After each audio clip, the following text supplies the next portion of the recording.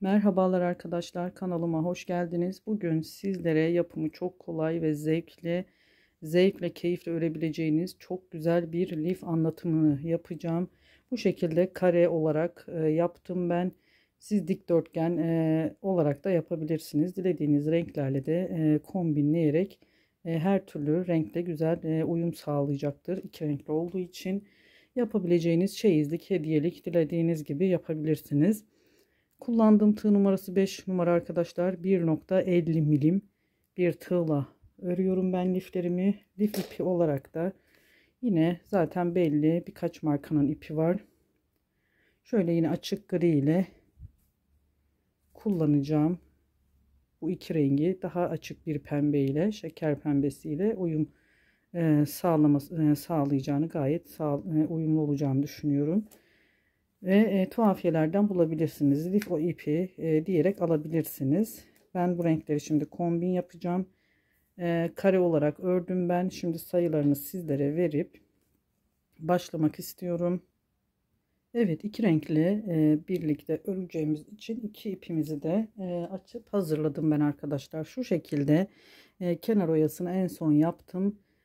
Başlangıç yerimizi şöyle şu üçlü fıstık, yani bu fıstıklar tam 1 2 3 4 5 6 7 8 tane olacak, 8 motif olarak. Bir de köşelere kalan yerler var. Toplamda ben bunu 1 2 3 4 5 6 7 8 9 10 11 12 13 14 15 16 17 18 fıstık olarak başladım başlangıcını. Hemen şimdi bu kez de bunu gri ile başlamıştım. Kenar oyasını da kenarları hangi renkse o renkle ördüm. Şimdi pembe ile değişiklik olsun istiyorum. Pembe ile başlayacağım arkadaşlar. Dediğim gibi her renkle gayet güzel uyum sağlıyor bu lif modeli. Hemen sıkıca bir zincir çektim. Hemen ikinci de bir tane bol bir zincir çekip yine üçüncüyü bir sıkı zincir yaparak şu arada bir fıstığımı yapmak için bir bolluk olsun, yani bir batacağımız yer olarak ayarlıyoruz. Öncelikle bu sizin tercihinize kalmış. Fıstık sayılarınızı daha tok olsun istiyorsanız 4 veya 5 yapabilirsiniz. Ben bunu 4 fıstıkla başladım. İpinizin kalınlığına, bazı ipler daha kalın daha tok oluyor, bazı ipler daha ince oluyor arkadaşlar. İlk fıstığımızı yaptım. 2, bakın ilkini aldım. 2 3 4 fıstıkla yapıyorum. Sonrasında bağlıyorum, bunu kapatıyorum. Bir zincir çekiyorum her seferinde. Bu böyle 18 fıstık olana kadar devam edeceğiz arkadaşlar.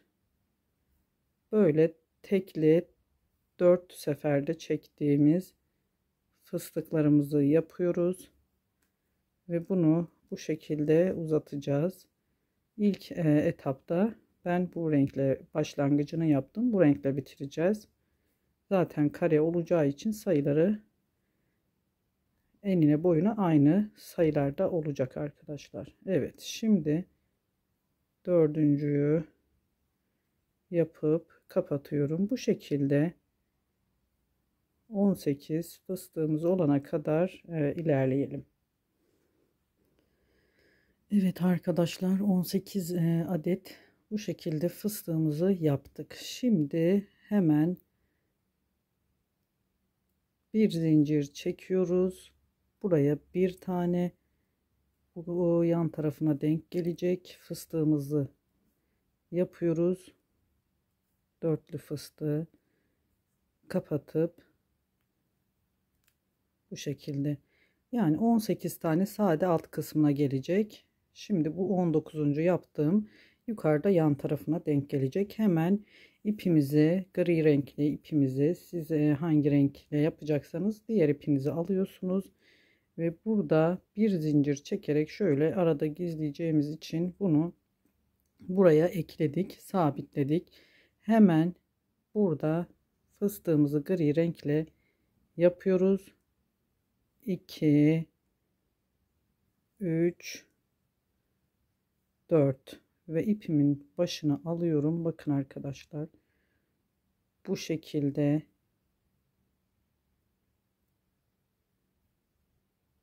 yanındakine, yani bu altta kalacak olan fıstığa bunu sabitleyeceğiz. Bu değil, buna arkadaşlar. Şimdi buralarda dikkatli bakıyoruz. Battığımız yerlere birincinin değil, ikinciye bir tane yine fıstık yaparak 2 3 4, dediğim gibi siz eğer daha fazla tok dursun istiyorsanız bunları 5 veya 5 fıstıkla da yapabilirsiniz arkadaşlar. Şimdi arkada iplerim karışmasın. Bakın bu şekilde ikisini birlikte çıkarıp topluyorum. Kapattım. Bir zincir çektim arkadaşlar. Hemen bir tane daha bu gri renkle yapacağım fıstığımı. 3 4 ve diğer pembe ipimi alıyorum. Bir yanındaki fıstık içerisine geçiş yapıyoruz. Bu grileri de arada arkaya saklıyoruz. 2, bu çektiğimiz uzunluğa da dikkat edelim. 3 4 ve ikisini birlikte topluyoruz arkadaşlar. Kapattım. Bakın bu şekilde bir görüntüsü olacak. Hemen ipimi, pembe ipimi bırakıyorum ve gri ipime geçiş yapıyorum. Bunu buradan sabitleyip, bakın arkada gri ipimiz kalıyor bu boşlukta. Zaten bu arkada kalan fazlalıktı. Bu pembe ipimizi de arkadaşlar çekip şu arkada kalan bollu, yani çünkü ördüğümüzde bu arkada yürüterek gidiyoruz bu ipleri, renkleri. Her seferinde şu şekilde bir çekelim. Arkada bir görüntü kalmasın, ip fazlalığı. Şimdi hemen bir zincir çektim. Gri ile bir fıstık yapıyorum. 1 2 3 4 arkadaşlar. Şimdi yine ipimin başını alıyorum. Bu ipi artık yürütmemize gerek yok. Arkadan bunu kesebiliriz. İpimin başını alıp bir yanındaki pembe kısma, pembeyi yine arkada yürütüyoruz sürekli. 2 3 4, ikisini birlikte topluyoruz. Kapatıyoruz. Bir zincir çektim. Yine bir tane daha gri ile bir fıstık daha yapıyorum buraya. 2 3 4 ve bu ipimi bırakıyorum arkadaşlar. Bakın üstten pembeyi arkadan alıyorum. Tekrar hemen yanındakine pembeyle bir, bunu başını almadan yaptığım için pembeyi 3 4 5 fıstık yapıyorum burada ben arkadaşlar, daha dolu olsun. Çünkü şimdi anlatacağım sizlere, aynı dolulukta görünsün diye. Örneğin şimdi bu ipimi bıraktım, sadece pembeyle bir fıstık yapıyoruz burada, yarım olan. Bakın şu üçlü görüntüyü oluşturduk. 3, burada da 3 tane. Şimdi hemen gri ipimizi şöyle ne yapıyoruz? Buradan aldık. Bakın arkadan da sürekli bu iplerimizi çekelim. Hafif bir çekmeyle zaten hallolacak. Demek istediğim nedir? Burada şimdi ipimizi şu şekilde alıp başladığımız için buradaki fıstıkları 1 2 3 4 tane yeterli oluyor arkadaşlar. İpimizin başını aldığımız için. Şimdi burada da alıyorum bir tane, bakın bu da fıstığa sayılacağı için hemen şimdi göstermek istiyorum. 1, bakın bu da geldiği için buraya bir tane oldu. 2, 3, 4 kere çekmiş oldum bu fıstığımı, bu fıstıklarımı yani. Şimdi pembe ile yaptığımı hemen göstereceğim. Gri ile bir tane daha yapıp zaten sonrasında anlayacağız. Sonuna kadar örelim. Geriye dönüşte tekrar birlikte olacağız. 4 tane doldum. 4 tane çektim tığımla. Şimdi burada pembeye geçiş yaptığım için bunu almıyorum. Bu da fıstığa sayılıyordu. Almadığım için birazcık daha zayıf kalıyor arkadaşlar. Şu tekli ördüğüm fıstıklar. Yani tek 3 gri yaptım. Burada bir tane de pembe yaptığım fıstıklar. Bakın bunu direkt çektiğim için bir tane, bunu saymadan bundan sonra çektiklerimi sayıyorum. 1, 2, 3,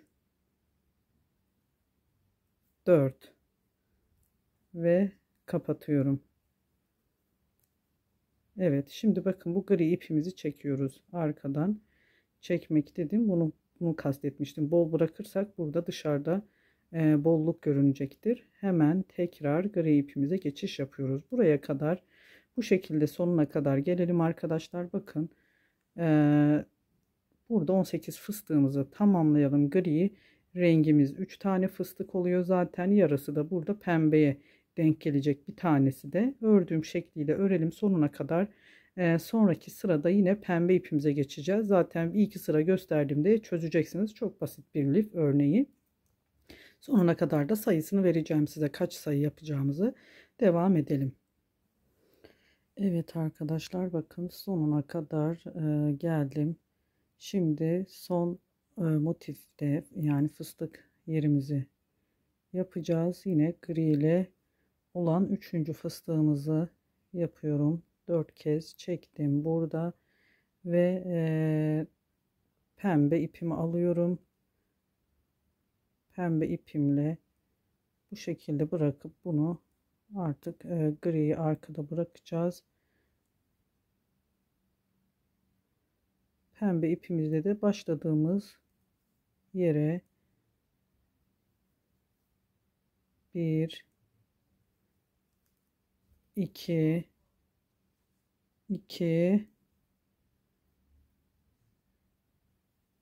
3, 4 ve çekip kapatıyoruz. Evet. Şimdi bir zincir çektik arkadaşlar. Geriye dönüyoruz. Ve buraya kenarları hem altta hem yanda gri pembe olacağı için başlangıçlar sürekli pembe olacak. Bakın şimdi bir tane fıstığımızı yapıyoruz pembe renkle. 2, 3, 4 kapatıyorum ve bir tane daha. Bu sıra pembe ile gidecek çoğunluğu, yani 3 fıstığımız pembe, sadece şu aralarda bir tane gri renkle öreceğimiz, diğer rengimizle öreceğimiz fıstıklarımız olacak. Şimdi 2, 3 ve 4 tane fıstığımı ördüm arkadaşlar. Hemen rengimize geçeceğiz. Gri rengimize ipimizi burada bırakıyoruz. Şu ipimi, gri ipimi buradan çıkartıp arkaya alıyorum ipimi. Diğer ipimiz bu şekilde altta kalacak arkadaşlar. Sadece çektim. Burada tekli yaptığımız fıstıkları, bu ilk çektiğimiz saymıyorum. Sonrasında 4 tane çekiyoruz. 1, 2, 3, 4 fıstıkla şimdi kapatacağız.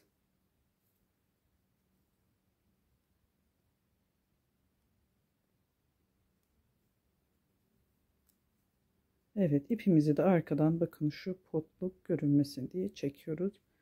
Arkadan gizliyoruz. Şimdi hemen pembe ipimi alıyorum. Bakın bir tane gri ile yaptım. Bir alt sırada ne yapıyorsak aynısını bir zincir çektim. Burada ipimi çektirdim arkadaşlar. Eğer olursa sizin de bu şekilde şöyle araya sokup gizleyebilirsiniz. Hemen şimdi bir alt sırada nasıl 3 fıstık gri bir tane pembe yaptıysak bu sırada da değişiklik yok. Burada da 3 tane pembeyi tam tersi olacak. Bir tane de gri fıstık yapacağız. Şimdi 2 3 4 fıstık çektim. Hemen ipimi alıyorum. Pembe ile yapacağım için 1 2 3 4 fıstık ve topluyorum arkadaşlar. 2 tane pembemizi yaptık. Bir zincir. Bir pembe daha artık. Bir. Zaten bunu ördüğünüzde siz de tekniğini anlayacaksınız. Çok basit. Bir iki sıra ördüğünüzde çözeceksiniz. Çok zor değil. 4 fıstık yapıyorum ve hemen gri ipimi alıyorum. Griyi de bakın önce çekiyorum. Bu çektiğimi saymadan saymıyorum. Sonrasında 4 fıstık 1 2 3 4 ve ikisini birlikte kapatıyorum. Ve hemen pembe ipime geçiyorum. Geçmeden bakın burada kalan şu arkada bolluk olan kısımları sıkılaştıralım çekip ve bir zincirle sabitledim. Aynı yere bir modelimiz yavaş yavaş ortaya çıkıyor. 2 3 ve 4. Yine ipimi tığıma dolayıp direkt buradaki bu 3 fıstık pardon buradaki hemen şu kısma atladım, hemen bir tane fazladan bir pembe daha yapıyoruz. 1 2 3 4 hepsini birlikte topluyorum. Bir zincir çekiyorum. Bu arkadan da bakın griyi şöyle potluk kalmasın diye iplerimizi sürekli düzeltiyoruz. 1 2 3 4 hemen pembe ipimi bırakıyorum. Diğer rengime geçiyorum. İpimi alttan bir kez şu boşluktan yukarıya önce çekelim. Ayarlayalım uzunluğunu. Sonrasında 1 2 3 ve 4 fıstıkla gri renkle yaptım ve kapatıyorum arkadaşlar. Yine ipimi çektim ve pembe ipimi alıyorum. Buna sabitleyip bir zincir çekiyorum. Bakın arkadaşlar ipimiz modelimiz ortaya çıkmaya başladı. Çok şahane bir model.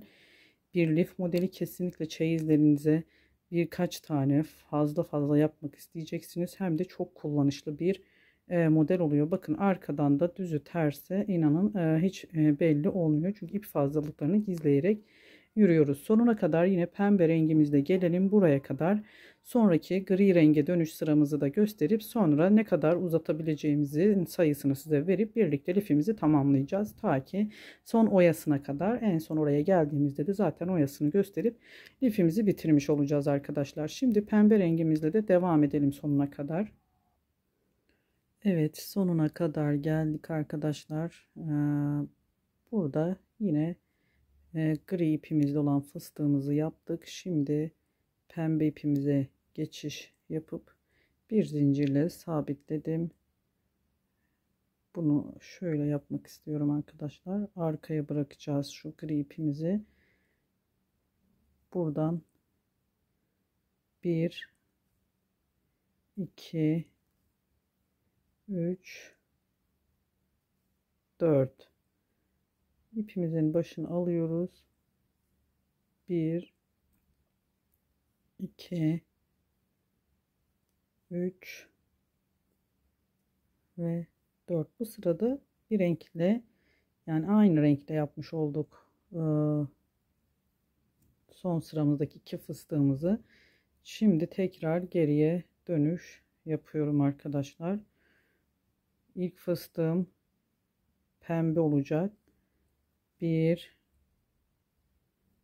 2 3 ve 4. İkinci fıstığım gri olacak. Buraya pardon, bunu sabitliyoruz önce ilk fıstığımızı. Şimdi gri fıstığımı buraya sabitliyorum, birazcık bol kalmasın diye de ipimi hafif çektim. 2 3 4 ve ipimin başına alıyorum. Bu kısma 1 2 3 4. Artık bu sırada da tam tersi 3 tane fıstığımızı gri rengimizle, arkadan da iplerimizi çekiştirelim. Bakın böyle gizlemiş oluyoruz. Bir fıstığımız pembe renkli olacak arkadaşlar. Şu arada kalan ipler, dediğim gibi bir altta gri rengimizi de biraz daha çekmem gerekirdi. Çekersek daha iyi olacak. Evet, bir zincir çekiyorum. Yine gri renkle bir fıstık yapacağım.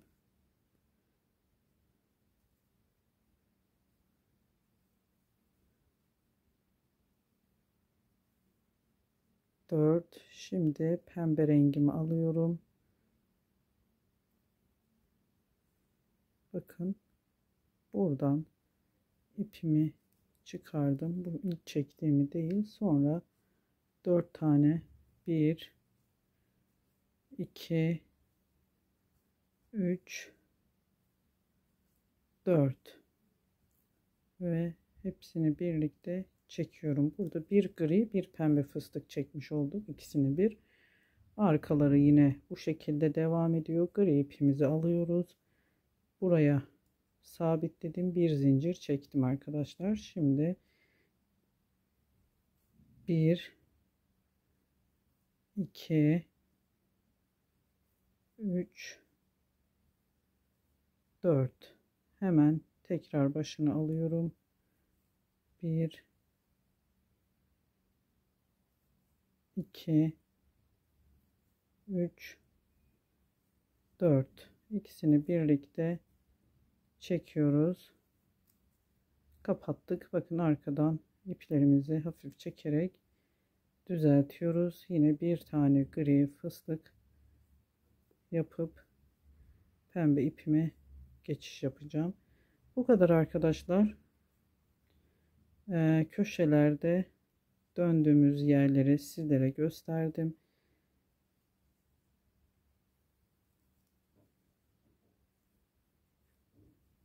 Bir, iki, üç, dört.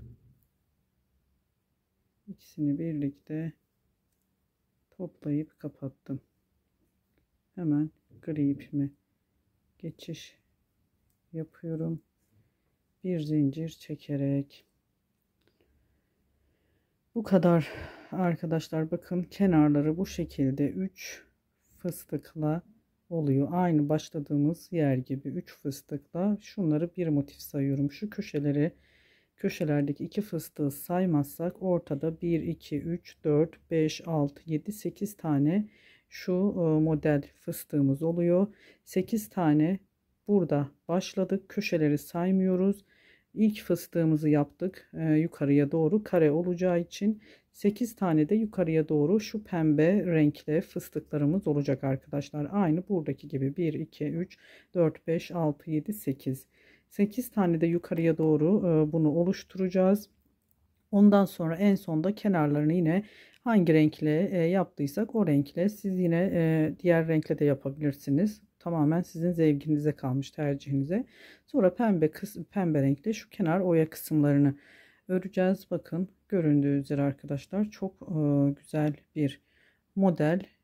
Dediğim gibi bunu artık gösterecek bir şey yok. Sürekli bitişleri alt sıralarda nasıl yaptıysam köşeleri döndüğümüz yerleri, arka tarafı da böyle bu ters düzü, içi kesinlikle bir olan bir lif, tersi düzü belli olmuyor. Arka tarafta burası ters kısım ama bakın iplerimizi gizleyerek burada da gayet düz ve güzel bir görüntü oluşuyor. Şimdi lifimizi tamamıyla dediğim sıra sayısına odaklanarak, yani buradaki fıstık modellerimiz 8 tane ise yukarıya doğru da 8 tane olacak. Şu pembe olan fıstıklarımız bu şekilde kare olarak lifimizi tamamlamış olacağız. Oraya kadar örelim. Sonrasında bittiğinde kenar oya kısmında birlikte yine devam edelim arkadaşlar. Evet arkadaşlar, bakın şu köşeleri saymıyoruz. 1 2 3 4 5 6 7 8 tane modelimizi oluşturduk. 8 ile başlamıştık. Buradan 8 de bu taraftan olacak. Gri iple ben tamamladım. Şimdi son sıramı pembe iple gideceğim. Hangi renkle başladıysak o renkle tamamlayacağız. Ve şu başlangıç kısmını tekrar göstermek istiyorum. Önce burada da köşe kısmı oluşmuş olacak. Bir tane fıstığımı yaptım. Bir zincir çektim, kapatıp tekrar yine pembe renkle bir fıstık daha yapıyorum. 2 3 4 ve ipimi bırakıyorum. Gri ipimi şu pembede altta kalacak şekilde bir çıkarttım. Sonrasında 1 2 3 4, ikisini birlikte çekip arkadan da ipimi düzeltiyorum arkadaşlar. Şimdi hemen yine pembe ipimi aldım, sabitleyip bir zincir çektim.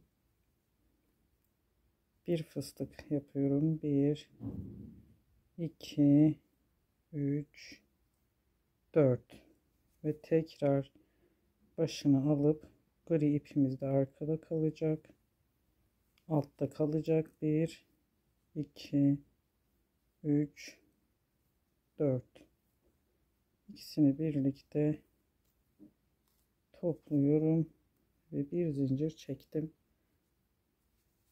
Bir tane daha pembe renkli fıstık yapacağım.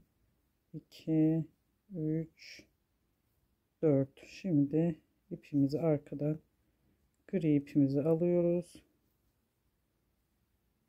1 2 3 4, hepsini birlikte topluyoruz. Pembe ipimizi sabitledik, bir zincir çektik. Bu şekilde bakın köşemizi de oluşturduk. Sonuna kadar devam edelim, tamamlayalım. Sonra da kenar oya kısmını öreceğiz arkadaşlar. Birlikte örüp gelelim. Evet, sonuna geldik. Burada bir zincir çekiyorum, pembe ipimi bırakıyorum arkadaşlar. Burada gri ipimiz arkada kalmıştı, biraz uzun keserek temizlerken şu aralardan temizleyelim. Arkada şimdi bu kalsın, daha sonra temizleyeceğim.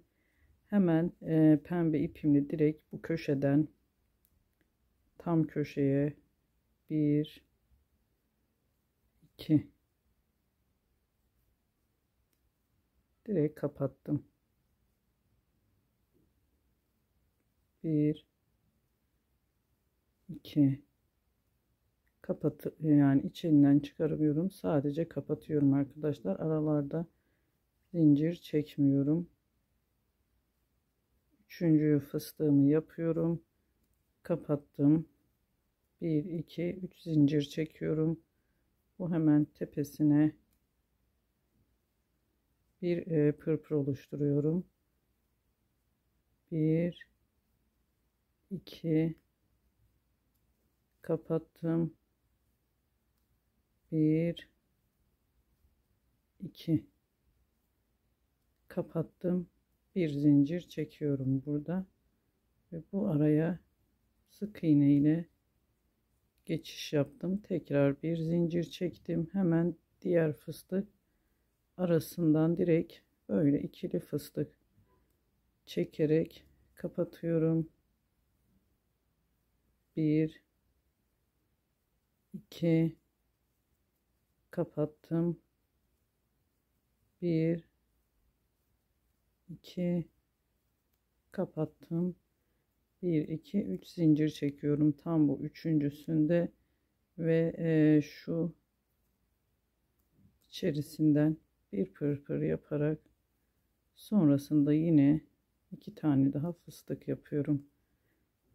Kapattım.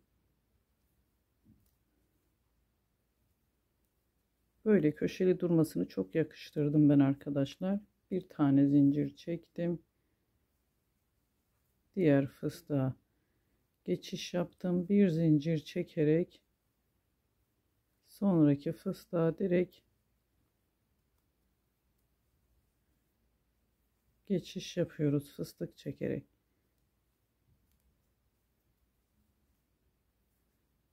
Üç tane yaptıktan sonra üçüncüyü yaptım ben. Kapatıyorum. 3 zincirle bu tepeye bir pırpır oluşturuyorum. Sonrasında tekrar 2 tane daha yaparak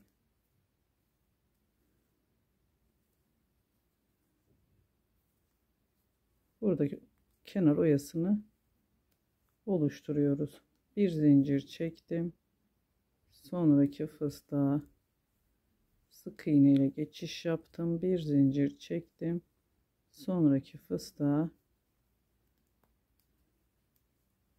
direkt fıstık yaparak başlıyorum. Sadece kapatıyorum arkadaşlar. Aralarda zincir çekmiyorum. Bakın. Sadece kapattığımdaki zincir. Ekstradan fazladan zincir çekmiyorum. Kapattım. 1 2 3 zincir tam bu üçüncünün sonunda yapıyorum. Sonrasında yine 2 fıstık kapattım. Sonuncu fıstıklarımızı böyle ikili çekiyoruz. Kapattım. Bir zincir çektim ve sonraki fıstığın tam ortasına geçiş yaptık. Tekrar bir zincir çekerek fıstığın ortasına geçtik. Evet, bu şekilde arkadaşlar, bakın kenar oyasını buraya gelene kadar örelim. Zaten sonuna geldiğimizde denk gelecektir. Burada birleştiriyoruz kaydırmayla. Bu kadardı. Bakın çok güzel, gayet hoş bir görüntüsü oldu. Siz farklı oyalarda yapabilirsiniz. Daha değişik güzel olacağını düşündüğünüz farklı tekniklerle de oyalar yaparak lifinizin kenarını süsleyebilirsiniz arkadaşlar. Şimdi sonuna kadar örelim. Bittiğinde yine kapanışla birlikte olalım arkadaşlar. Devam edelim. Evet, sonuna geldik.